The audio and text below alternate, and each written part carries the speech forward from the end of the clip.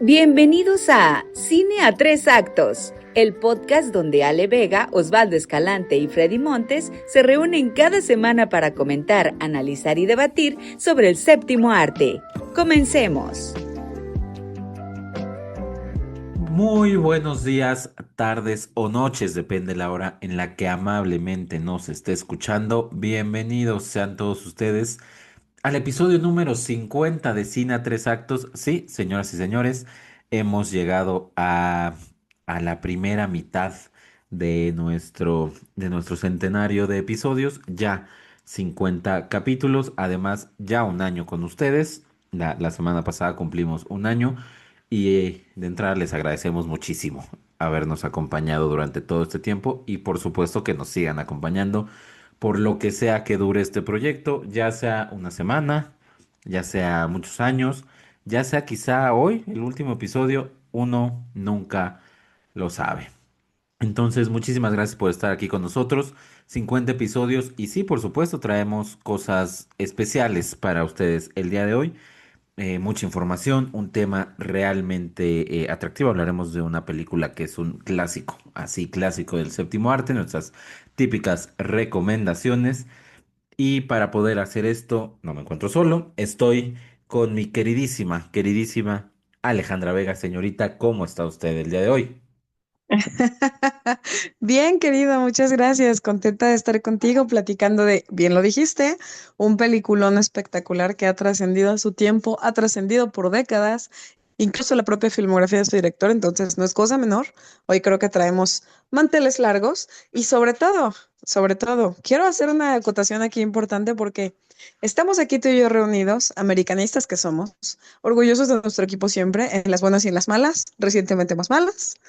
Pero hay alguien que no está, que dice que está muy orgulloso de su equipo, que dice que está, en la cima, hace frío.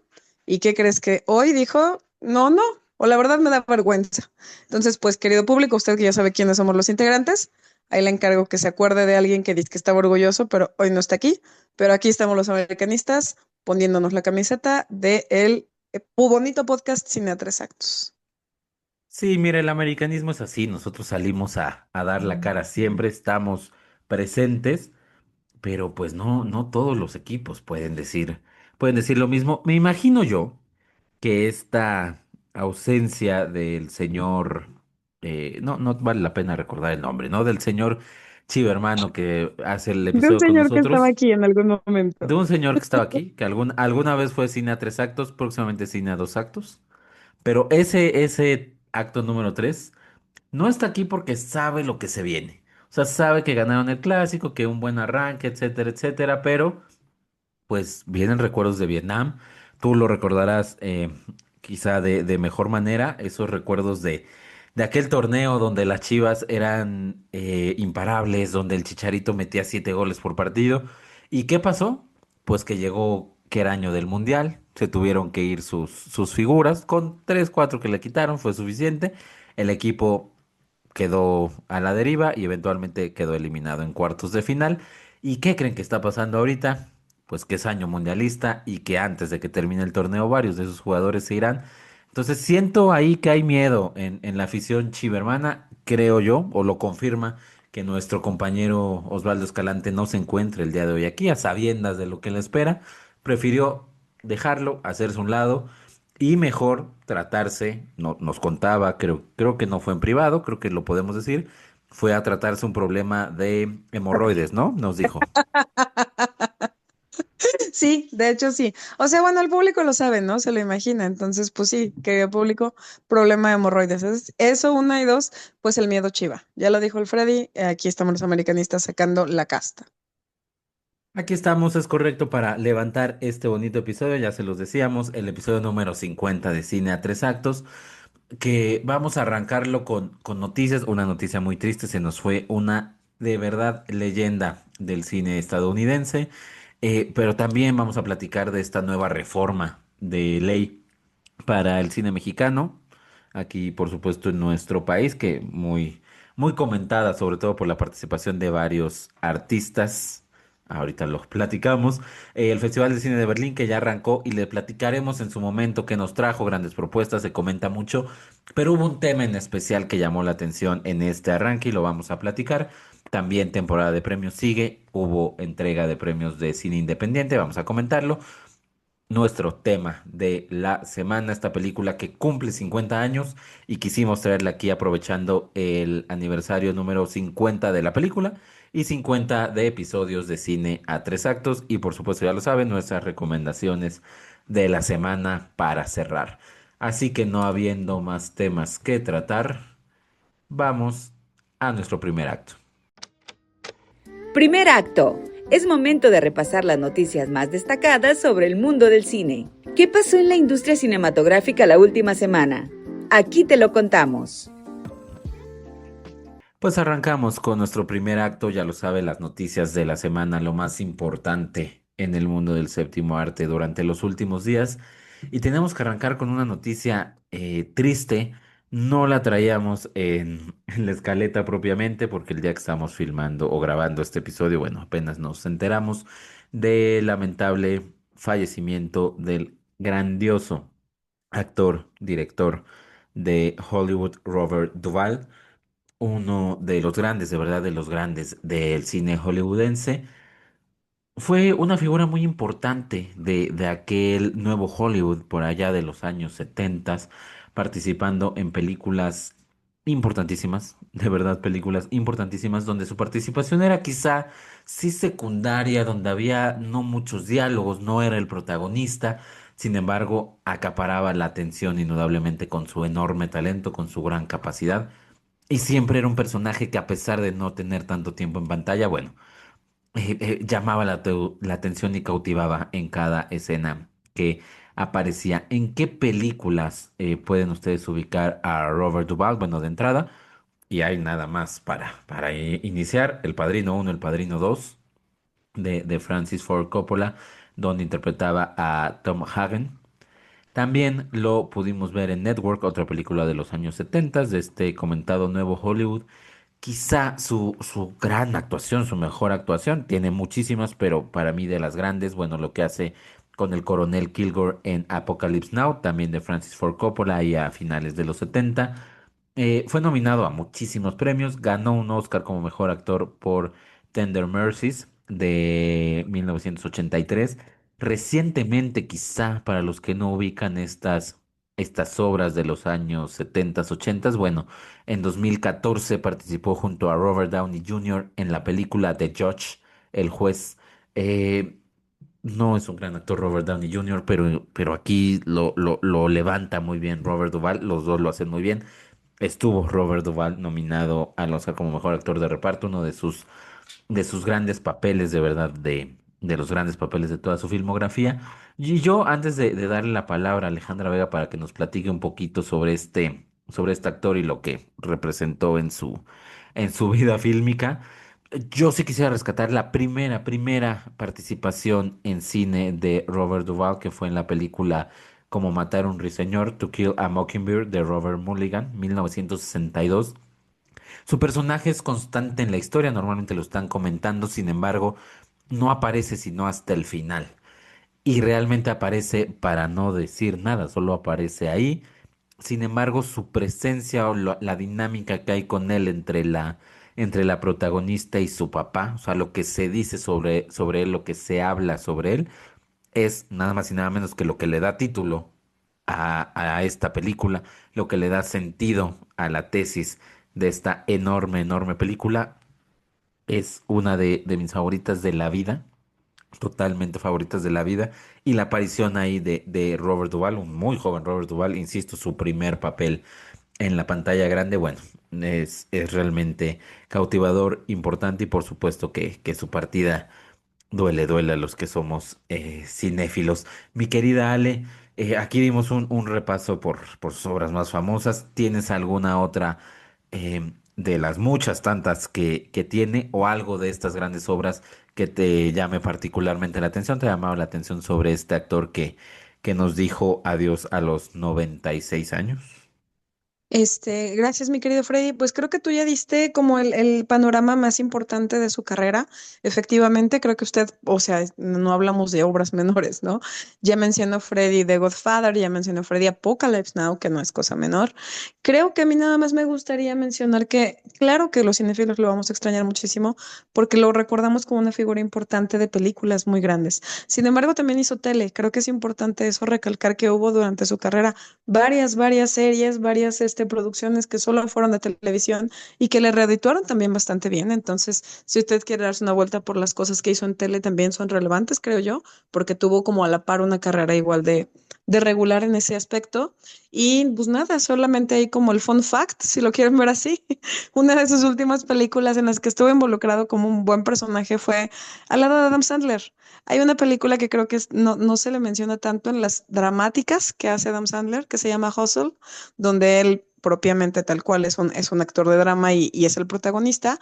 Y pues por ahí anda Robert Duvall en uno de sus últimos participaciones al lado del propio Adam Sandler y eso pues está padre, ¿no? O sea, bueno, me gusta pensarlo como que no era nada más este ícono de inalcanzable de películas renombradas, sino también un actor terrenal que podemos ver a la fecha en algunas producciones más recientes. Entonces, pues, dese usted una vuelta por toda la filmografía, que no es menor, y sobre todo ese tipo de cosas, desde las que pueden ser a lo mejor comedia, o como lo mencionó Freddy Western, o a lo mejor drama como Kill and Mockingbird, o pues incluso al lado de este tipo de actores como Adam Sandler, pues que descanse en paz, Robert Duvall. Despanse en casa, dice mi Algo querida así quise Alejandra decir. Vega. Disculpe Y usted. me parece muy bien. Descanse en pants, Robert, Robert Duvall. No, espérame. Ya habíamos añadido a este podcast la frase de Dios me lo tenga en su santo rescoldo. Ah, Dios sí, me lo tenga, Robert sí, Duvall. me parece correcto. Ya va a ser, cada que fallezca un cineasta, va a ser la sección, Dios lo tenga en su En su santo santo rescoldo. rescoldo. Me parece muy bien. Pues hasta aquí la sección ya titulada, intitulada por Alejandra Vega. Vamos entonces a las noticias de esta semana. Y pues hubo hace unos días el anuncio de la presidenta Claudia Sheinbaum, donde presentó la nueva Ley Federal de Cine y Audiovisual, una reforma que reemplazará a la legislación vigente de 1992.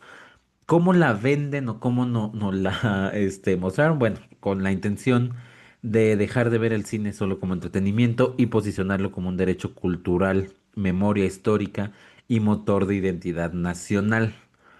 Suena bien, pero trae como todo en la vida unos truquillos ahí bastante peligrosos. Pero a ver, ¿qué es lo que plantea esta reforma en puntos muy claros y rápidamente? El primero, una presencia obligatoria del cine nacional en salas y plataformas. ¿Qué es lo que está presentando? Que al menos un 10% del espacio de exhibición en las carteleras pues tenga que estar dedicado a este tipo de producciones nacionales. También secciones prioritarias en servicios de streaming. En su plataforma, que haya una sección muy clara de cine mexicano donde se pueda fácilmente encontrar este tipo de cine y se pueda disfrutar. Eso está bien, me parece que es correcto. Sí, sabemos que la cartelera, tanto en plataformas como en la cartelera cinematográfica, está llena de productos del extranjero, concretamente de Hollywood, concretamente de las grandes producciones de Hollywood, a veces películas de allá que no son superhéroes, terror, sobre todo terror, que es lo que domina la taquilla mexicana. Eh, a veces es difícil que tengan estas ventanas, pero bueno, hasta aquí creo que está interesante, ¿no? Tener más opciones de cine mexicano que esté plasmado en la ley. Eso, va, eso te lo paso, está bien. Dos, incentivos fiscales y estímulos económicos para rodaje, me parece correcto. Créditos fiscales de hasta el 30% contra el ISR para producciones que se realicen en su mayoría en México, cuyo gasto es en México, está bien.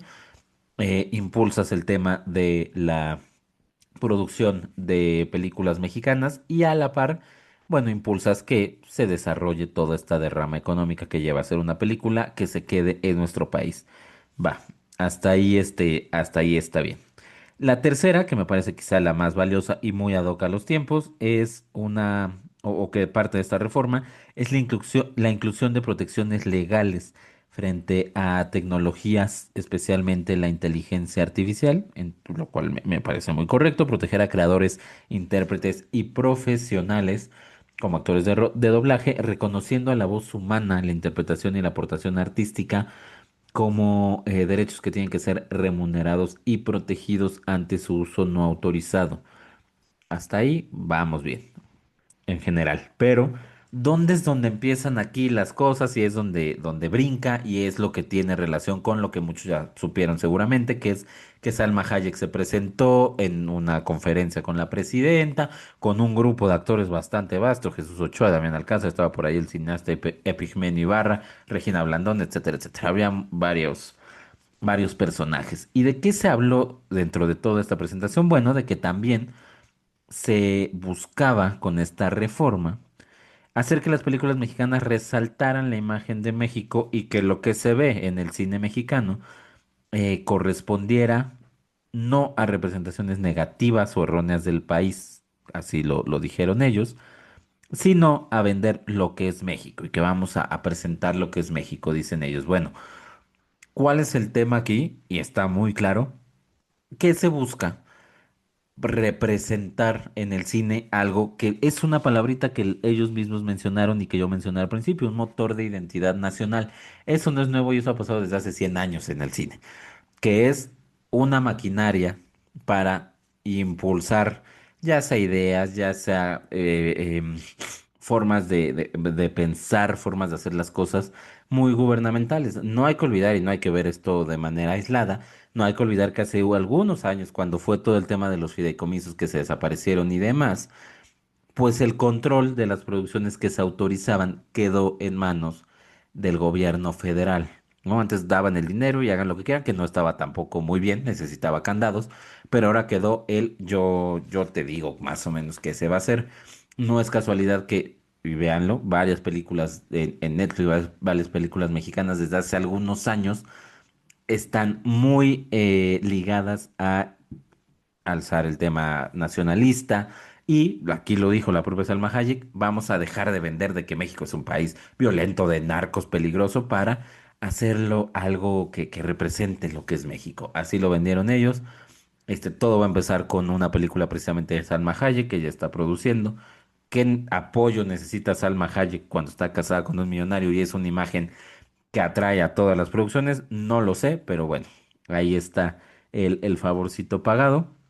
Y habrá que ver cómo avanza esto. Sí está muy claro y no se necesita ser un genio para descubrir entre líneas lo que están diciendo, que es vamos a buscar hacer el cine que nosotros queremos, sí, con más apoyo, sí, con más visibilidad, pero ¿por qué? Porque nosotros vamos a decir cuál es el cine o cuáles son las historias que se van a contar. Es ahí donde está lo peligroso, pero veremos cómo sigue avanzando este tema de la nueva ley federal de cine y audiovisual en México. Vamos pues, mi querida Ale, con la nota que nos traes hoy, porque también hubo mucho debate en el ámbito internacional. Ah, sí, totalmente. Si usted cree que aquí ya hablamos de polémica y de chismecito, pues espérese que en la Berlinale, o se hace el famosísimo Festival Internacional de Cine de Berlín, también hay, más allá de qué películas se van a presentar, de lo que usted quiera, usted piensa en cine, pues de eso no vamos a hablar. Vamos a hablar de que resulta que se acaba de estrenar precisamente este festival que tiene que ver con, por supuesto, las películas, como en todos los festivales, ¿no? Las películas destacadas de diferentes cineastas del mundo, es decir, pues la creme de la creme de lo que tiene que ver con esta industria. Y sin embargo, empezó mal y lamento mucho todo lo que le voy a contar porque involucra a una persona que yo admiro de sobremanera, pero pues sí, así es esta situación. Resulta que pues apenas iba empezando la Berlinale y en la conferencia de prensa que fue previa a la apertura del festival, le preguntaron al jurado sobre el apoyo de Alemania a Israel en su ofensiva de la Franja de Gaza, que usted ya sabe, pues es el genocidio que todo el mundo ha estado tratando de detener de todas maneras posibles y se ha presentado en la ONU desde 2025, ¿no? Desafortunadamente, la respuesta de la señorita directora del festival, que es Trisha Tuttle, fue como, también queremos hablar de las películas, ¿saben? O sea, puso ahí el tono de, no venimos a hablar de situaciones políticas, en realidad vamos a hablar de cine, cosa que ya ahí estamos dándonos cuenta que Berlinale dijo, no me voy a meter en camisa de once varas y todo mal de ahí en adelante. Resultó después que, pues ya, dadas las circunstancias de que iban a seguir preguntando estas cosas, en algún momento le preguntaron al presidente del jurado, el director alemán Wim Wenders, que si el cine debía posicionarse frente a la violencia y las tragedias actuales, ¿no? Como el conflicto de Gaza, tal cual. Y pues mi querido Bim, que nunca quiero aquí hacer el disclaimer de que nunca me van a hacer enojar con una persona que a mí me regaló Perfect Days. Resulta que contestó pues que el cine debería mantenerse, el cine y los cineastas deberían mantenerse al margen de la política. Entonces, pues esto es lo que dice Wim Wenders, que el cine pues no cambiará a los políticos, pero bien podría generar empatía y transformar la percepción del público, ¿no? Y pues aquí empezó el derrumbe, porque ya después de Wim Wenders, estuvo por ahí presente en las declaraciones Michelle Yeoh, que usted ubica recientemente por la famosísima Everything Everywhere All at Once, que dijo que él ya prefería mantenerse fuera del tema político y más bien habló del cine como un espacio de la conexión humana. Por otro lado, Neil Patrick Harris, que tiene este tema también de ser una persona LGBTQ+ y demás, pues dijo que él defiende la idea de proyectos apolíticos. Entonces, pues todo el tono de la Berlinale acabó siendo un tema de no nos metamos en broncas, mejor vamos a hablar de cine y se acabó. Entonces, pues eso, querían mantenerse en la neutralidad y por supuesto, esto no se quedó así y la gente está muy molesta con estas circunstancias, ¿no? Es necesario que todos los artistas, creo que no solo el cine hable a favor o en contra de, pero que tenga una postura y pues ellos no lo estaban haciendo y esto tuvo sus respectivas repercusiones. Por ejemplo, la escritora y activista, y perdónme si lo estoy pronunciando bien, Arundhati Roy, canceló su participación en el festival por estos comentarios, justo dijo que eran inadmisibles absolutamente. Y también algunas restauraciones de cineastas egipcios fueron retiradas por solidaridad a pues a esta no postura que decidió tener la Berlinale. Y pues bueno, mi querido público, justo es aquí donde nosotros queremos un poco poner el tema en la mesa, sin meternos en un debate propio como tal, porque no nos da tiempo, sino créame que con mucho gusto. Pero esto, ¿qué tendría que hacer un festival de cine, sobre todo con nombres tan importantes como los que yo le acabo de mencionar, en los que han decidido pues no mencionar nada, ¿no? Insisto, yo no me voy a pelear nunca con Wim Wenders, pero esta manera de ser tan neutral cuando en otras ocasiones, muchas, sí ha hablado de la política en el cine, pues parece ser una obra maniatada por la propia Berlinale, y no sé qué nos vaya a derivar esto, pero por lo pronto quedaron bastante mal. Tan mal que si usted hoy busca en las noticias del festival, pues poco se habla o nada de las películas involucradas, pero sí mucho de qué está pasando con esto y de lo mal que se ve. Entonces, pues lo dejamos tal cual en la mesa para que usted, querido escucha, nos diga sus opiniones. ¿Puede o debe el cine aspirar a ser apolítico en un mundo donde la crisis y los conflictos forman parte de nuestras experiencias? ¿O el silencio se convierte en sí mismo en una postura política?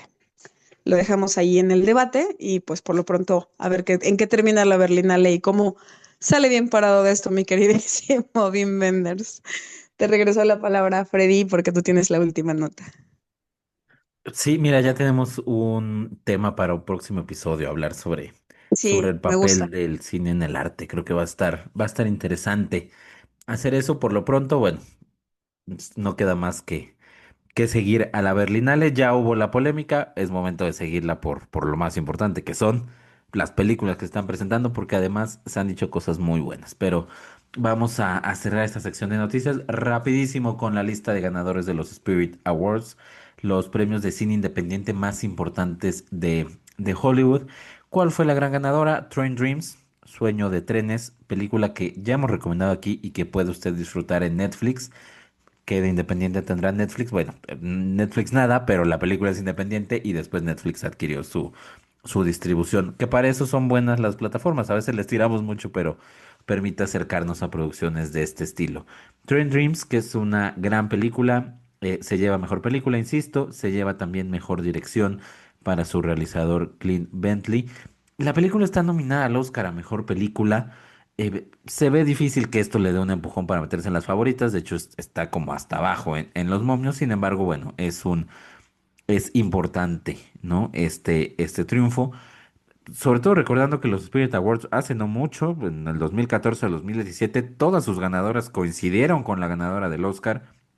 Y de los últimos 5 años, 3 años ha coincidido la ganadora de este premio con el Oscar a mejor película. Entonces, bueno, ahí está. Es muy difícil que prácticamente imposible que este año suceda, pero es un reconocimiento importante para una muy buena película de verdad, como lo es Train Dreams. El premio de mejor actuación protagónica, recordando que aquí no se divide entre hombres y mujeres, simplemente es mejor actuación principal, fue para Rose Byrne en If I Had Legs, I Kick You. Rose Byrne sí está nominada al Oscar y es una de las favoritas para ganarlo. De hecho, pues, compite ahí de cerca con Jessie Buckley. Entonces, aquí sí, esta victoria es muy importante en el camino, en la temporada de premios para esta actriz. Muchos apuestan a que eventualmente se terminará llevando el Oscar, otros tantos que no, pero hay que ver cómo avanza esta temporada de premios, que en esta categoría de mejor actriz principal se está cerrando mucho. Tan solo hay que recordar, las últimas mujeres que ganaron esta categoría fueron Michelle Yeoh y llegó al Oscar sin ser favorita y terminó ganando. Le ganó a Kate Blanchett y la última fue Mickey Madison, que también llegó como underdog y terminó ganándole el Oscar a Demi Moore. Entonces, esto puede ser, sí, una señal importante de quién se terminará llevando el Oscar.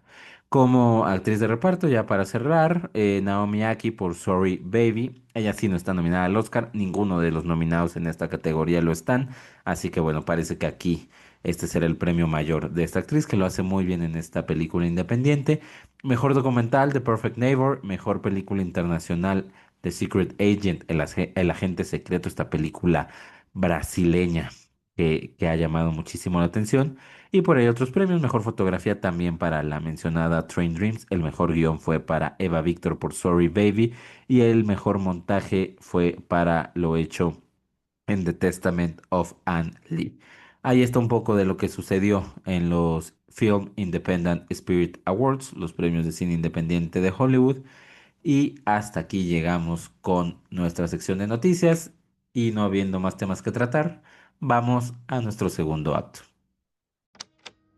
Segundo acto. Nos adentramos en nuestro tema de la semana.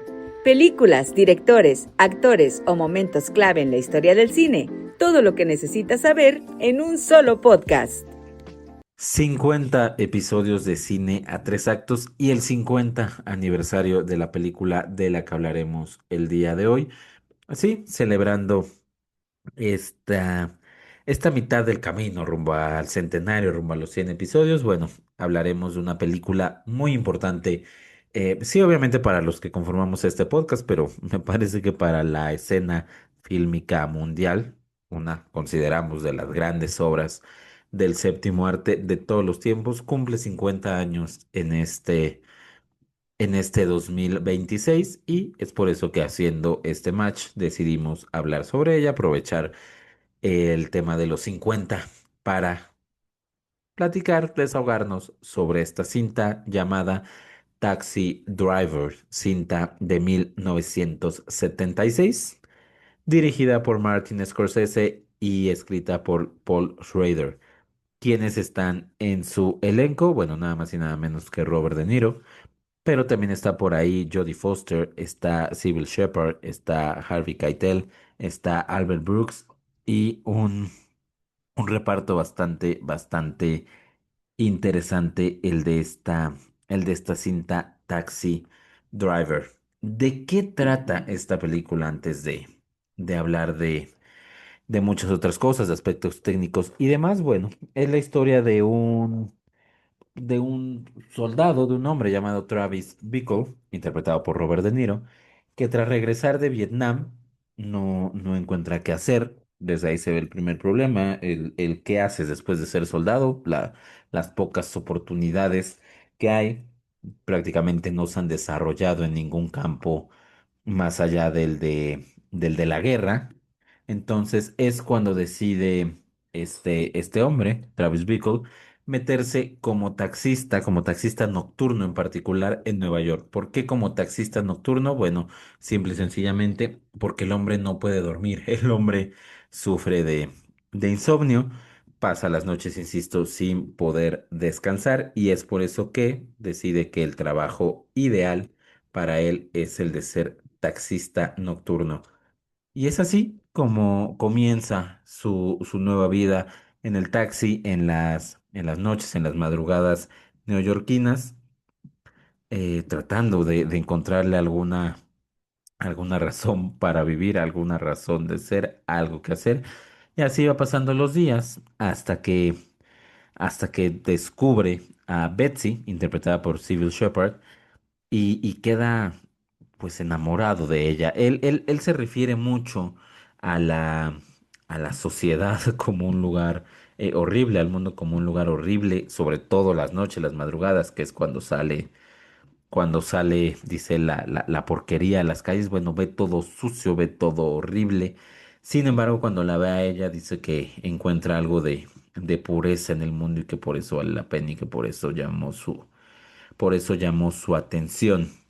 Es ahí cuando entra este personaje y cuando él empieza a cortejarla, insistir, y estamos viendo aquí ya con lo mucho o poco que les he contado sobre la trama, esta, pues esta necesidad sobre encontrar algo que hacer en esta desesperación de no tener nada que hacer, de no dormir, es cuando encuentra uno, se mete de taxista por las madrugadas, dos, frecuenta cines que proyectan películas para adultos. ¿Por qué? Pues porque son los que están abiertos en las noches, en las madrugadas, es donde puede estar dentro de este alejamiento de la sociedad, donde puede estar él solo sin ser mal visto.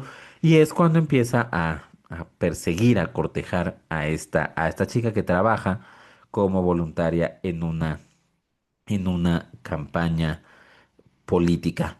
Y es ahí donde también se relaciona, a raíz de esto y a raíz de ciertos personajes que se suben a su taxi, con el tema político, donde vemos cuál es la realidad un poco sobre la política, al menos la política local, sobre cómo muchos personajes de la escena, insisto, política son a veces no más que títeres, donde sus ideales se reducen a cosas muy, muy banales, buscando únicamente el voto, pero donde también vemos que a veces decimos, bueno, los políticos una porquería, una bola de ratas.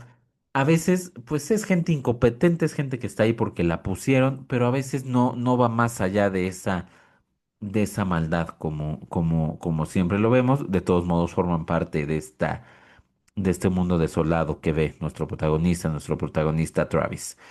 Y posteriormente se va encontrando con diversas situaciones. En algún momento, bueno, creo yo que trayéndola como tema de la semana vale la pena hablar un poquito más de ella con spoilers o un poquito más sobre la trama.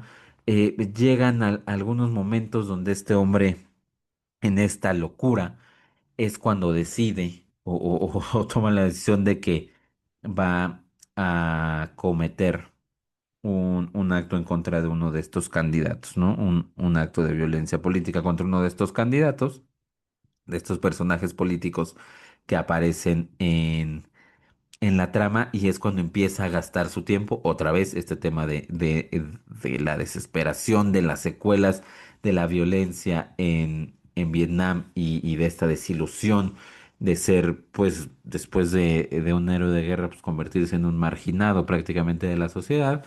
Es donde decide pasar sus días y gastar su tiempo en esto, en esta nueva actividad, vamos a entrecomillarlo, que es buscar atacar a un candidato político. Pero más adelante, y con esto cierro los temas sobre la trama, más adelante se encuentra con una joven de 14 años que está siendo prostituida en la ciudad de Nueva York, que obviamente forma parte de toda una red de prostitución, donde no es la única niña, donde hay más, donde él nota que hay cosas horribles y donde incluso él, que está a punto de cometer un acto de violencia extrema, donde incluso él, que es un tipo totalmente alejado de los estándares sociales, donde de repente lo vemos hacer cosas con la mujer esta que les platico que está cortejando, completamente fuera de lo normal, de lo común, de lo que está correcto, donde su forma de pensar notoriamente es incorrecta, se encuentra con esto e incluso nuestro protagonista, Travis, sabe que eso no está bien y que eso es una representación de lo asquerosa que es la sociedad, de lo terrible que es el mundo de estas porquerías que se encuentra concretamente en la ciudad de Nueva York, pero vaya, habla o es un tema mundial y que pueda ser aplicable en todos lados. Esta es, en esencia, la trama de esta película. Vemos, ya como lo hemos platicado, temas, sí, de masculinidad tóxica, sí, de buscar la violencia como una especie de redención, un tema muy propio del cine en aquellos tiempos, que es la desilusión posguerra, la desilusión concretamente post-Vietnam, la ciudad propia, cómo te va carcomiendo como un infierno moral prácticamente, cómo te va comiendo, cómo te va haciendo suyo, cómo te va metiendo en estas fauces de las cosas terribles, porque incluso los personajes más impolutos y más limpios se ven siendo parte de esto. Una Nueva York que no es solo un escenario, es un personaje más de la película, una ciudad que notoriamente busca ser sucia, busca desarrollar buena parte de su trama en la noche para mostrarse peligrosa, para mostrarse decadente, para mostrar que, como lo han hecho muchos otros cineastas y demás, que no todo Estados Unidos es este sueño americano, que existe este Estados Unidos de los olvidados, de, de los sin propósitos de una nación desorientada, que sí, aplicable mucho en aquellos años 70, insisto, tras el tema de la guerra, pero por supuesto que sería aplicable también ahorita y sería aplicable también en muchísimos lados, ¿no? Llegó un Martin Scorsese en el 76 a hacer esta película, tenía apenas 33 años.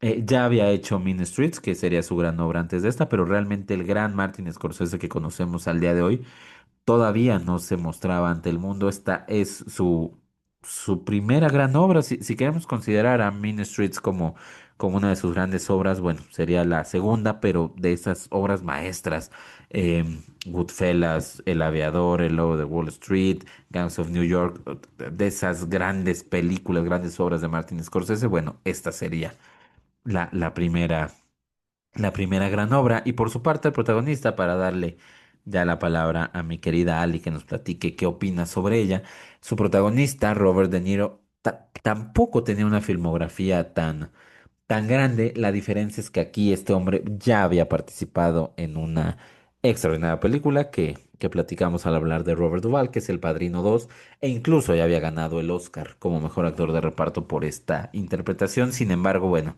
cuando lo vemos en Taxi Driver, independientemente de lo bien que lo había hecho en películas anteriores, cuando lo vemos aquí en Taxi Driver, quien lo vio en su momento en los setentas, se podía dar cuenta de que estaba ante un actor de talla mundial, de unos tamaños impresionantes, con una actuación de verdad de otro mundo. Vamos a seguir platicando sobre muchísimas cosas de Taxi Driver, pero antes quiero darle la palabra a mi queridísima Alejandra Vega. ¿Qué opinas sobre esta cinta? En general, ¿qué opinas sobre ella, sobre su trama, sobre su dirección, sobre sus actuaciones? Y sí, también, ¿por qué no? ¿Qué te mueve con ella?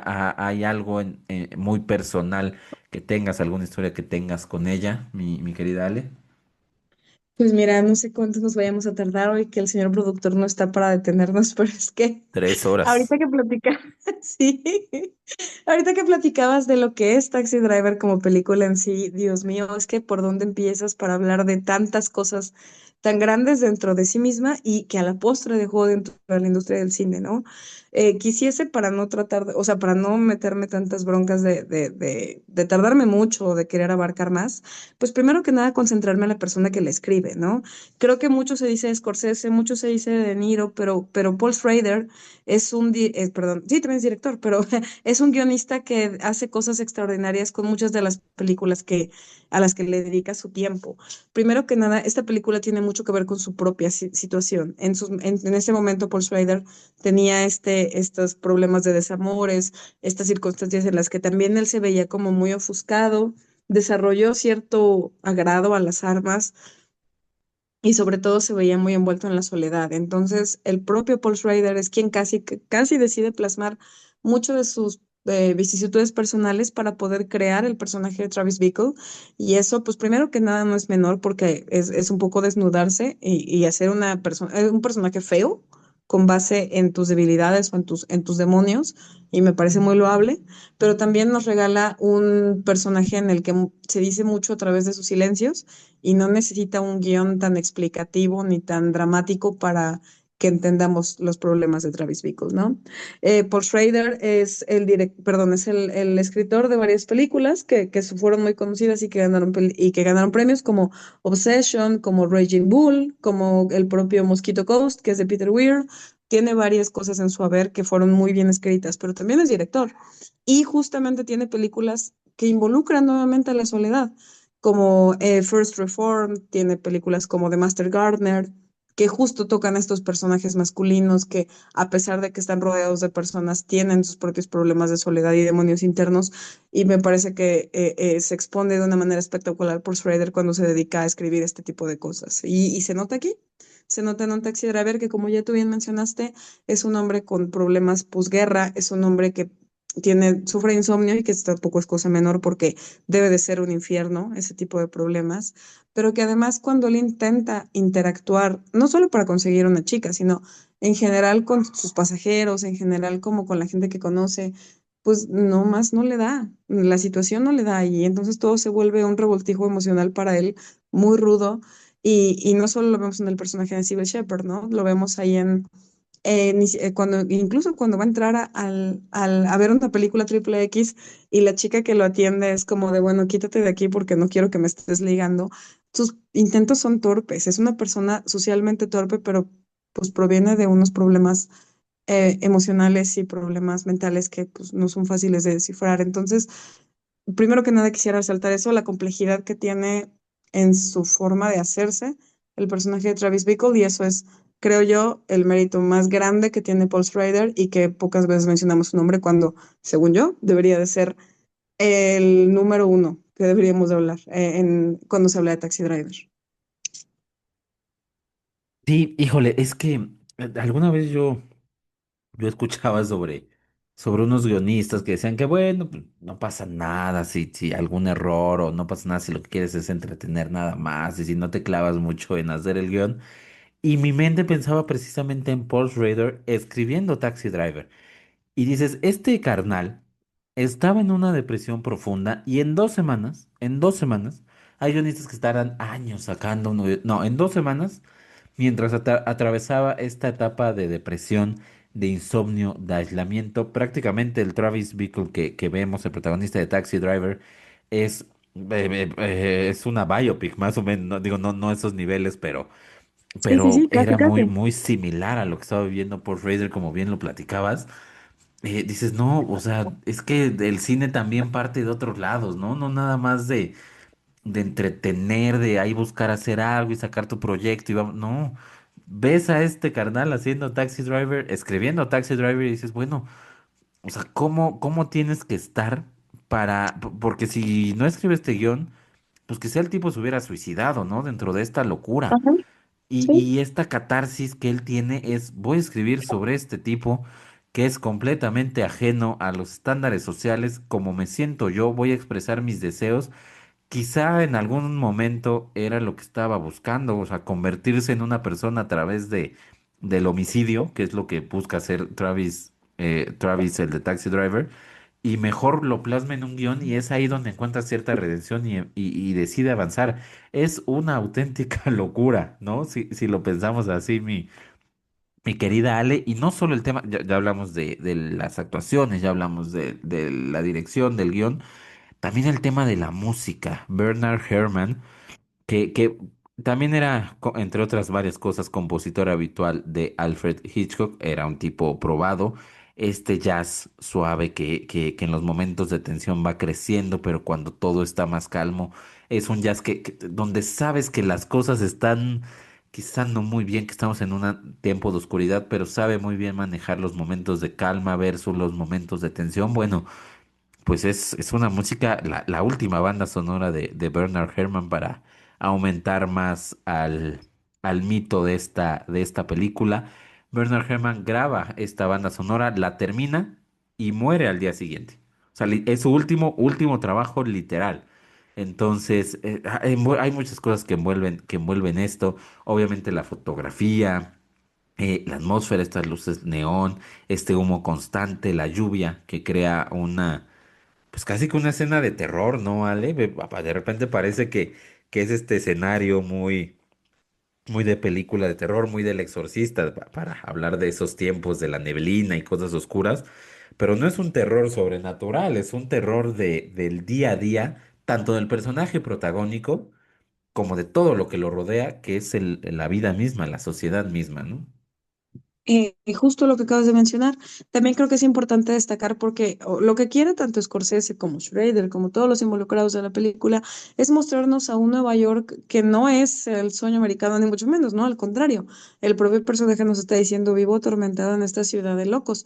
Y es de locos, o sea, los pocos personajes que vemos de pronto dentro del auto de Travis, es gente también desagradable de alguna manera o que le remite a estas partes oscuras de las personas que viven en Nueva York, ¿no? No se diga cuando eventualmente encuentra el tema de Iris y de quién la maneja y de cómo vive y etcétera. Pues es el desagrado, es la decadencia, no sé cómo llamarle sin ser, sin usar ninguna palabra altisonante, de alguna manera, sí, Nueva York nos lo muestran como lo más triste, lo más degradante de la situación humana. Tan es así que vemos pues mucha suciedad, mucha basura. Es decir, nunca es una película impoluta, ¿no? Al contrario. Y eso, fun fact, tiene que ver con que también había una huelga de personas, las personas de la basura en Nueva York habían hecho una huelga y entonces pues había un montón de basura en la calle porque estaban en huelga y nos estaba recogiendo. Y pues eso contribuyó a que el panorama de la película y los alrededores de la vida de Travis Bickle fueran súper sucios y muy degradantes. Entonces, todo esto contribuye no solo a un personaje que ya hablamos de su tormento por sí solo, sino también de cómo la ciudad y su gente contribuye a no darle ninguna esperanza y al contrario, querer desaparecer todo, ¿no? Está esta escena en la que él platica con el senador, porque por circunstancias de la vida el senador logra estar en su taxi y le empieza a contar pues todo lo que él cambiaría de esa ciudad hasta grados desagradables, hasta grados de muerte tal cual, ¿no? Y entonces nos damos cuenta de que, o sea, sí, por supuesto es un extremista y por supuesto él está mal, pero todo lo que está a su alrededor pues no contribuye a mejorar su situación. Y así pasa, ¿no? No estoy hablando de Nueva York, estoy hablando de todos los que hemos vivido en ciudades grandes y nos damos cuenta de que luego la inmundicia no se trata nada más de la suciedad de una calle, sino de la gente que ya no tiene mucha salvación y creo que lo retratan muy bien todos en esta película. Sí, fíjate que, digo, guardando toda comparación, pero pues de las grandes ciudades, de las grandes metrópolis de América, del mundo, pues claro que tiene un lugar ahí en el top la Ciudad de México y son cosas a veces que quizás si no las has visitado, si no has ido a Ciudad de México, no puedes como entender. Pero esta combinación, ahorita que decías, el senador por cosas de la vida se sube al taxi, pensaría uno, ¿qué chingados va a ser un senador en un taxi? Es que este tipo de ciudades se prestan a eso y también por eso funciona bien Taxi Driver aquí, porque él convive dentro de esta inmundicia, dentro de esta porquería con tipos como el senador, con tipos como esta mujer bellísima, que es la que trata de conquistar, que es pureza, que es todo lo maravilloso, que es una mujer de trabajo, eh, sin ningún problema, pero afuera de donde ella trabaja o el siguiente pasajero del taxi, pues es la porquería misma de la sociedad. Y es este choque que dan estas ciudades, que de verdad, se lo prometo, no lo tienen otras ciudades, concretamente en México, otros lugares no lo tienen, es algo muy de la capital de Ciudad de México. Estos choques con los que te enfrentas todos los días, que quizá ya vemos normales, pero claro que también hace que tu cabeza tenga estas disyuntivas y estos choques lógicos que generan, obviamente no solo eso, pero es un granito de arena en la situación que pasa nuestro personaje Travis. Y ahorita hablabas sobre Iris, que es el personaje este de la prostituta infantil, interpretado por Jodie Foster. Jodie Foster tenía solo 12 años cuando, cuando Martin Scorsese la pone a hacer este personaje, obviamente muy bien cuidado. Obviamente las escenas más explícitas pues, no fueron ellas, fue una actriz que fungía como doble. Hubo un psicólogo todo el tiempo en el set, fue muy cuidado el guión para evitar exponerla de manera directa. Pero lo que hace aquí Jodie Foster para la posteridad también, al igual que lo de Robert De Niro, me parece que a la par, o sea, poder sostener lo que estaba haciendo Robert De Niro, que para mí es quizá, y así ya lo voy a aventar, la mejor actuación masculina que se ha visto, al menos en el cine hollywoodense, poder sostener en pantalla la secuencia de las escenas a su lado, a los 12 años, te habla de lo que eventualmente terminó siendo Jodie Foster, una de las grandes, grandes, grandes actrices de Hollywood. No sé tú qué pienses. Y también te quiero preguntar si te causó por ahí algún choque este tema, porque sí, en la pantalla es escandaloso, pero saber que la niña que estaban mostrando, sí, con ropa muy sugerente y demás, pues era una niña de 12 años. ¿Te causó algún problema, algún tema por ahí esta situación o quedó totalmente fuera de tu panorama? Pues mira, es que hay tantas cosas que decir. Osvaldo va a acabar editando un episodio de 40 horas Y ni modo, ¿para qué no viene? ¿Para qué no para que le va viene? las chivas. Claro. ¿Sabes qué pasa con Jodie Foster? Que para empezar, yo vi esta película muy tarde en mi vida. O sea, no es como que la haya visto para nada, ni remotamente cuando todavía estábamos desconocidos del tema. Sin embargo, yo no sabía mucho de lo que había pasado con Jodie Foster. Es decir, sabía que ella era la protagonista, bueno, la intérprete y demás, pero no sabía hasta qué grados de inocencia y de edad estábamos viendo a Jodie Foster. Eventualmente, y con los años de cinefilia, pues ya me enteré de muchas cosas y ahora que la veo, y justo que la volví a ver, me brinca mucho, claro. Pero ¿sabes por qué me brinca? No porque me incomode o me moleste, sino porque está extraordinariamente bien lograda. Porque que es muy necesario mencionar, si usted no ha visto por X o Y esta película, que Jodie Foster, claro, es una víctima, pero nunca es una mujer débil. Y estoy en mi mujer, estoy siendo muy decente porque es una niña. Es una niña, no es débil, es decir, intenta escaparse, es decir, en algún momento ella misma dice, pues es una vida que yo elegí. Nunca, a pesar de que es una víctima, nunca nos la ponen como una carnada o no nos la ponen como la princesita que llega a rescatar porque tiene muchísima presencia. Y eso me gusta y me parece infinitamente difícil de lograr ante un papel que es tan vulnerable y con una chiquilla de 12 años, tú lo has dicho. Entonces, Dios mío, estuve leyendo algunos nombres que se barajearon para poder hacer este papel, como Michelle Pfeiffer, como Melanie Griffith, como Kim Cattrall, pero yo creo que qué maravilla haber encontrado a una Jodie Foster que tuvo la fuerza y la presencia para no ser nada más una princesita de papel o una persona amedrentada por su situación, sino con la entereza de poderse manejar como una prostituta, porque es lo que es en la película. Y qué ojo, no, me encantaría, y no lo tengo a la mano, lo lamento mucho, saber quién fue el director de casting, porque esto me parece extraordinario, y ella da una actuación memorable que a la postre, y viendo los demás papeles en su carrera, pues nos han demostrado el enorme acierto de haberla tenido como parte principal de esta película. Entonces, no me hizo ruido en su momento, claro, me hizo ruido porque había una prostituta infantil, pero no me hizo ruido pensar que ella tenía 12 años y que también la estaban poniendo en una situación complicada. Y todo sale maravillosamente bien y creo que eso solo puede salir cuando todos los involucrados tienen este nivel de, pues, no sé si de compromiso, pero también de profesionalidad. Y lo que decías de Travis Bickle y el propio Robert De Niro, ¿no? Entiendo que muchas partes en las que Robert De Niro estuvo involucrado para crear a Travis Bickle, pues fueron incluso improvisadas. De hecho, tuvieron también algunos ejercicios entre él y Jodie Foster en los que estuvieron no solo practicando los diálogos, que eso pues es relativamente normal, sino que el propio Robert estuvo como dándole algunas opciones de improvisación para que ella respondiera también de manera improvisada y no solo fuera me lo voy a aprender y ya, sino también reaccionar de alguna manera más natural entre los dos personajes y eso está muy cool.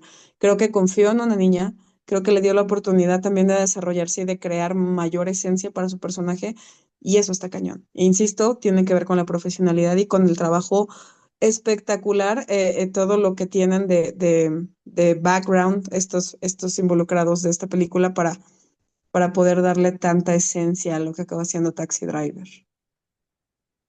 Pues que sí, como dices, por todos lados hay de dónde sacar y nos podríamos ir a 3 horas sobre esto. Yo quiero poner en la mesa ya casi para cerrar. Primero un dato curioso y es No, que tenemos mucho que decir. tenemos mucho que decir y vamos a seguirlo diciendo, la verdad es que aquí nos vamos a echar un ratote y ni modo por el que lo edite, a mí me vale. Ni Pero modo, eso para que no digan son eso. 50 episodios, ¿por qué no podemos hacer un especial así de 2 horas? De acuerdo, muy de ¿No? acuerdo. ¿Por qué no? A una licencia creativa. A ver, como dato curioso, quizá ustedes lo tienen en mente, si no se los comento. En algún momento hubo un intento de homicidio al presidente Ronald Reagan, por allá de los años 80, concretamente en 1981. Bueno, el atacante de Ronald Reagan, eso es lo que quizá no saben, se llamaba John Hickel Jr. e intentó asesinar al presidente porque estaba obsesionado con Taxi Driver y especialmente con el personaje de Iris. De hecho, este hombre, cuenta él mismo, intentó imitar a Travis Bickle para llamar la atención de Jodie Foster, o sea, de la actriz que interpreta a esta pequeña prostituta. Entonces, es uno de esos temas donde literalmente una película tuvo una injerencia directa en un hecho violento, político violento, muy, muy claro. Aquí sí, notoriamente abierto, quien hizo o quien cometió este intento de homicidio, dijo, fue inspirado en Taxi Driver y estaba tratando de llamar la atención de la actriz que hace uno de los personajes de la película. Por supuesto, esto pues, es un elemento externo, pero aumenta el tema de esta hora oscura de la cinta. Y yo digo, ya para ir cerrando, ¿verdad? Esta dualidad, cómo nos presenta un personaje protagónico que también puede ser héroe, como puede ser villano, como realmente no es ninguna de las dos, está fuera de estas percepciones. En ningún sentido podemos decir que se trata de un héroe, independientemente de que hace algo en concreto, eso sí ya no lo spoilo, pero hace algo en concreto que es un acto heroico y con buenas razones. El cómo lo hace, no, pero con buenas razones. Pero tiene cosas de mera villanía durante toda la película. Y es que realmente es lo que presenta Scorsese. Scorsese es un ser humano, sí víctima de muchas cuestiones externas, también víctima de él mismo, porque él no hace por salir de esta porquería, él se mantiene ahí y hace cosas para mantenerse ahí. Pero ¿cómo nos presenta este personaje que no puedes encasillar ni en héroe ni en villano, simplemente en ser humano? Eso es muy, muy interesante y para darte la palabra, Ale, con tus lamentablemente comentarios finales. Yo sí, hay pocas películas para mí que me gusta darles el título de obras maestras, por más que me encanten, por más que ame. Para mí son pocas las Ujú. verdaderas obras maestras en la historia del cine que yo he visto. Y sí tengo que Claro. decir que Taxi Driver es una de ellas. Creo que nunca he usado esa palabra en el podcast, en No, lo que aquí. llevamos de 50 Ajá. episodios. Para mí Taxi Driver sí es una obra maestra del cine. Es que sí, o sea, estoy súper de acuerdo contigo y por eso lamento mucho que no podamos seguir platicando aquí horas, porque de verdad creo que por todos los detalles que hemos platicado y por ser una película que dentro de varios involucrados también era de las primeras que hacían, pues solo habla de pura maestría, como tú lo acabas de decir. Pues dos cosas para cerrar, si es que esto me da la oportunidad. La primera es que sí es una obra maestra porque películas sobre soledad tenemos un montón. Y no me vas a dejar mentir, hay clásicos incluso como las que se han hecho en el espacio o como Náufrago o llámalo como tú quieras. Claro que sí, Oye, y, la soledad, y, y, y perdón que te interrumpa, pero ¿cuántas dime. películas no hemos visto basadas Ajá. en ese Taxi Driver, ¿no? Que tu Ah, American por supuesto, Psycho, que es que tu esto, Joker, que tu Fight Club. justo es lo que te iba a decir, por ahí más o menos creo que puede ir mi cierre y si no, por favor, ayúdame a complementarlo. Sí, o sea, películas sobre soledad hemos visto muchas. Sin embargo, creo que Taxi Driver es una de las primeras que ahonda en lo que es estar solo o sentirse solo a pesar de estar tan rodeado de personas. Es decir, estamos hablando de una persona que en su profesión, por sí misma, tiene que involucrarse con gente, ¿no? Entonces, solo como un náufrago no está, eso es un hecho.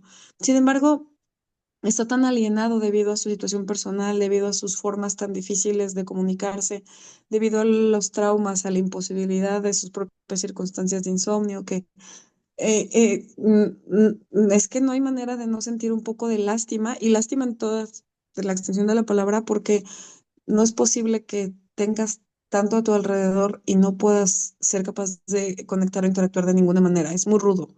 Si uno lo piensa bajo esa circunstancia, es muy ruda y uno tiene que explorar más acerca de la situación humana para entender por qué Travis Bickle no solo es el bueno o el malo o el villano o el héroe, ¿no? O sea, va mucho más allá de eso, y esas exploraciones humanas me parecen inteligentísimas y parte primordial y esencial de lo que es el personaje de Travis Bickle. Entonces, pues ni bueno ni malo, sencillamente parte de una investigación que deberíamos todos de hacer internamente y como sociedad. Creo que eso es la representación. Y bueno, lo que tú acabas de decir, usted seguro ya vio en 30 representaciones en la famosísima frase, ¿Are you talking to me? Porque ¿Are you talking to me? Fue un ejercicio de, pues, tratar de hablarse a sí mismo, tratar de interactuar y conocerse a uno mismo, muy desesperado de un Travis Bickle que ya está a punto del crimen. Y eso es muy impresionante. Creo que el que haya resonado en tantas historias, en tantos personajes, el propio, a mí me gusta mucho pensar en la película que se llama Le Haine o El Odio, porque lo vuelve a hacer Vincent Cassel años después con una película de un corte muy similar. Qué maravilla cómo trascienden cosas que a lo mejor tú hiciste en un ejercicio de improvisación o que de alguna manera te dio la carta abierta el director para que pudieras trabajar tú tu personaje. Y hoy en día nos moramos pensando en que esa es una de las partes o uno de los momentos cinematográficos más grandes de una industria y de todos los cinéfilos. Entonces, me parece, a riesgo de sonar increíblemente cursi y ridícula, uno de los momentos más poéticos del cine, y me gusta mucho también por eso. Entonces, pues nada, me voy a morir de amor aquí y ya le voy a parar, pero Taxi Driver es Taxi Driver. Sí, aparte, créeme que no es un tema nuestro, también la pobreza nos para porque ya la reunión nos va a sacar. Pero Taxi Driver, si usted ya la vio, ojalá esta plática lo haya ayudado a quizá entender algunas cosas más, o si no, bueno, a coincidir en opiniones sobre lo que es esto, descubrir algunos datos curiosos, algo más sobre su maravilloso equipo que participa. Y si usted no la ha visto, espero yo que este ya sea el momento o el podcast o los mensajes que lo lleven a ver, por favor, Taxi Driver, y a disfrutar de una de las grandes, en verdad, grandes películas de la cinematografía mundial. Ganadora de la Palma de Oro, por cierto, creo que por ahí se nos pasó, ganadora de la Palma de Oro también en Cannes. Mi querida Ale, de verdad que quisiera yo quedarme platicando contigo sobre esta película toda la semana, Sí, pero sí. tenemos que decir adiós a nuestro tema de la semana e irnos a nuestro tercer acto. Muy bien. Tercer acto. Para cerrar, te dejamos las recomendaciones cinematográficas de esta semana. No te pierdas estas joyas que te harán disfrutar del séptimo arte desde otra mirada. Vámonos con el tercer acto de este episodio. Después de hablar largo y tendido sobre Taxi Driver, llegó el momento de hablar sobre las recomendaciones de la semana. Ya lo sabe, películas disponibles en plataformas, en cartelera, que están a la mano, que pueden o no tener relación con nuestro tema del día. Y vamos a comenzar con mi querida Ale. ¿Con quién más? Si no, estamos tú y yo, ¿verdad? ¿Con quién más vamos a comenzar? Mi querida Ale, ¿qué le vas a recomendar a nuestro público esta semana? En este bonito cine a dos actos se llama el día de hoy. Cine a dos actos a partir de hoy. Yo ya no pienso aceptar a nadie, ¿eh? No, ya vimos que super ocupamos hasta más tiempo, entonces ¿para qué le hacemos? ¿No? ¿Estás de Claro, acuerdo? platicamos bien a gusto de todo, mira, padre, entre americanistas. ¿Qué necesidad? ¿Cómo debe de ser? Como, Entonces, pues yo digo que sí. o sea, cuando estaba el Chucho Benítez y Raúl Jiménez, ¿necesitaban a alguien más? No, No, por supuesto que no. Épocas no, doradas. claramente. Pues muy bien, vamos a darle a las recomendaciones. Yo traigo, de acuerdo a lo que habíamos platicado hace algunas semanas, respecto a cuáles eran las películas más esperadas del 2026, en algún momento les mencioné al director David Robert Mitchell, porque platicamos de que va a estrenar Flower Vale Street este año y platicamos también que tenía películas anteriores en su filmografía como Under the Silver Lake e It Follows, ¿no? Entonces resulta que Movie, porque diría Freddy qué película de Movie les voy a traer esta semana, en Claro. Movie ya está su ópera prima, que es la que les vengo a recomendar el día de hoy, que se llama The Myth of American Sleepover y muy tristemente traducida al español como El mito de la adolescencia. Esta película justo es la primera película que hace David Robert Mitchell en el 2010 y es una película extremadamente sencilla. Trata tal cual de cuatro adolescentes cuyas historias se entrecruzan una noche antes de que termine su verano, porque ya pues cada quien va a empezar otras etapas en la vida escolar. Entonces, pues por una u otra razón, sus historias se entrelazan para cerrar lo que es esta última noche de verano. Tal cual se lo estoy platicando, es pues una vista, un panorama de lo que es ser adolescente en épocas pues, complicadas. No lo digo por algo en especial, eran los 2000 y tantos, era una época pues casi pre-celular, pero complicadas me refiero a los adolescentes suelen tener estas ansiedades, estos miedos, estos errores, las dudas. Lo mismo que nos pasó a todos en esta película está muy bien plasmado. Entonces, esencialmente es una película muy sencilla porque estas películas como estas hemos visto cientos, sin embargo, tiene mucha sensibilidad. Los actores, que aquí todos son actores desconocidos, es más, si yo le pudiera enumerar los nombres, se va a dar usted cuenta de que no hay ningún nombre que hoy en día usted pueda reconocer porque son puros chavillos súper, súper nobles. Lo hacen muy bien, tienen mucha sensibilidad, hacen las cosas de manera muy orgánica, son muy honestos y todos los diálogos se sienten tal cual como cuando uno era adolescente y tenía estos mismos problemas. Entonces, es una película linda, muy honesta, insisto, está muy bien realizada. Es en Detroit, que de por sí la ciudad como concepto en sí misma tiene mucho que desmenuzarle, pero aquí creo que la utilizan como un buen trasfondo para hablar de los chicos. Entonces, tal cual, así se llama, The Myth of American Sleepover, es del 2010, es de David Robert Mitchell y está en Movie, entonces pues no se la pierda para que tenga la filmografía completa de este gran director. Y eso es lo que les traje yo hoy, mi querido Freddy. Pues ahí está su recomendación semanal en Movie. Mira, no me molesta que traigas películas de Movie cada semana, sino que no compartas de la comisión que te da esta plataforma, es lo que realmente molesta. Pero Ojalá ahora en que algún somos momento sí nos dos, dé comisión, ojalá. no, Ahora ya podemos puedes empezar a hablar repartir, de ¿no? negocios. Sí, Sí, cien por claro. ciento. Me parece muy correcto. Es que como el otro compañero es menor de edad, no podíamos monetizar. De acuerdo, pero ahora ya nosotros como adultos que somos, ya gente responsable, todo chido. Adultos responsables, no lo sé. Qué Pero fuerte. No lo tienes que decir bueno. al público, eso tiene que quedar aquí entre nos. Tiene razón, tiene razón. Hablemos sobre la recomendación de un servidor.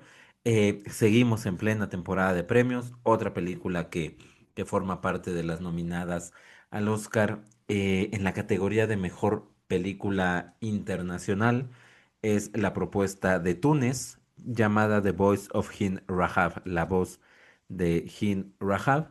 Es una película que usted puede disfrutar en algunas salas de cine del país.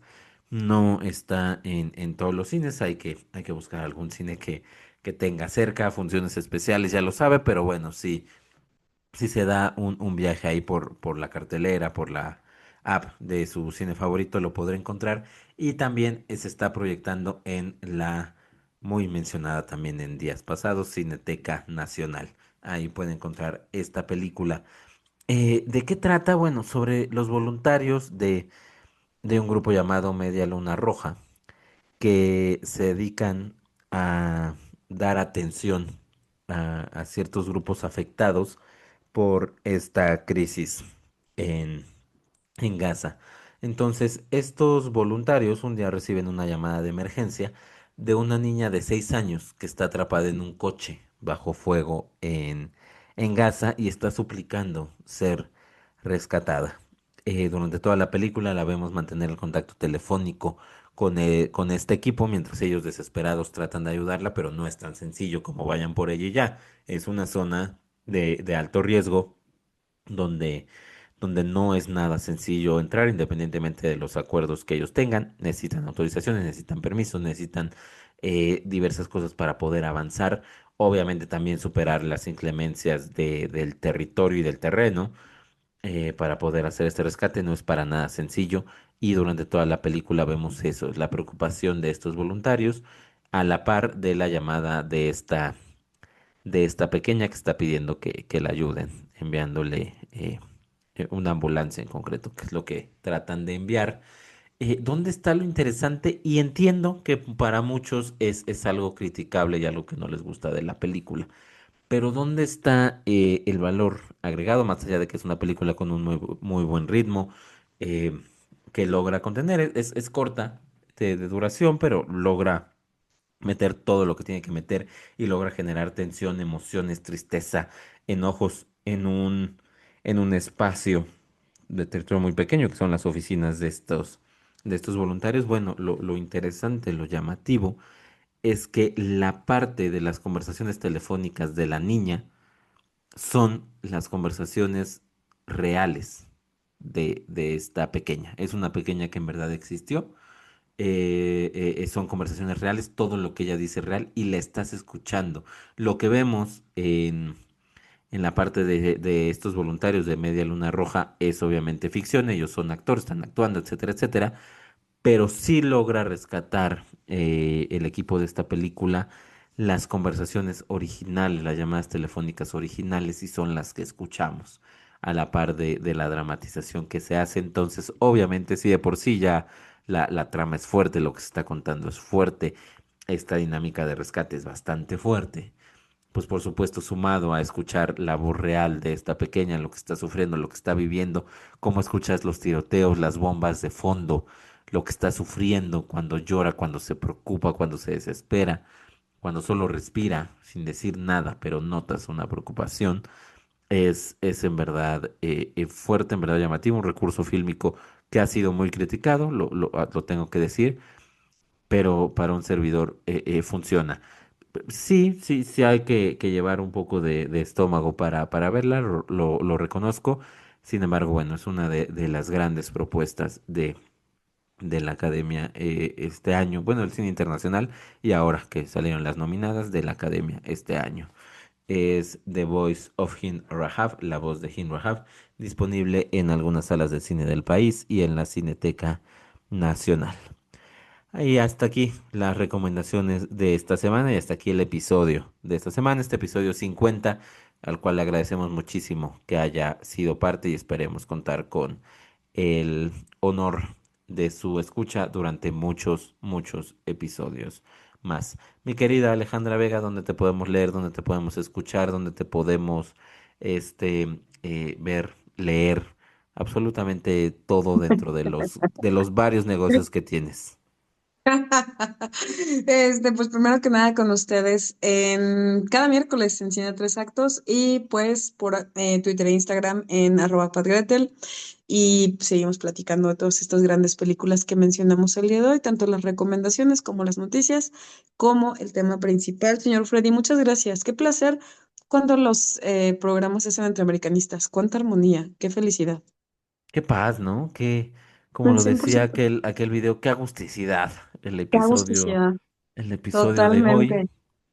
Así pasa, Qué somos bonito. armoniosos, somos educados, somos decentes, caray. Claro, otro tipo de gente, ¿no? Básicamente, Se sabe. básicamente. Qué bonito, qué bonito. Pues, arriba el América, hay que decirlo, hoy y siempre, Y siempre. y siempre. A un servidor lo pueden leer en @FreddyMontes en ex, antes Twitter, @MXCinéfilos, cuenta hermana de cine a tres actos. Y por favor, escúchenos, ya lo sabe, cada miércoles tenemos un nuevo episodio en su plataforma de música favorita. Estamos en Spotify, estamos en Apple Podcast, estamos en Amazon Music, estamos totalmente gratis en YouTube. Y nos pueden seguir en nuestras redes para ver todo el contenido nuevo que tenemos y saber cuando hay un episodio nuevo en Cine a Tres Actos en Twitter, Cine a Tres Actos también en Instagram. pues habiendo dado todos estos anuncios, las redes y demás, no queda más que despedirnos con una frase de a quien hoy recordamos tras su lamentable fallecimiento, Robert Duvall. Su frase más icónica dentro de todos los personajes icónicos que hizo dentro de todas las películas icónicas en las que participó, y me refiero por supuesto a su personaje del coronel Kilgore en Apocalypse Now, con una sencilla frase pero que quedó ahí en los anales de la historia del cine hollywoodense para simbolizar el absurdo de la guerra de Vietnam en algo tan sencillo como esto que dice: me encanta el olor del napalm por la mañana. Muchísimas gracias por escucharnos. Hasta la próxima. Gracias por acompañarnos en Cine a Tres Actos. Nos vemos la próxima semana, donde continuaremos explorando el maravilloso mundo del cine. Recuerda seguirnos en nuestras redes sociales como @cineatresactos.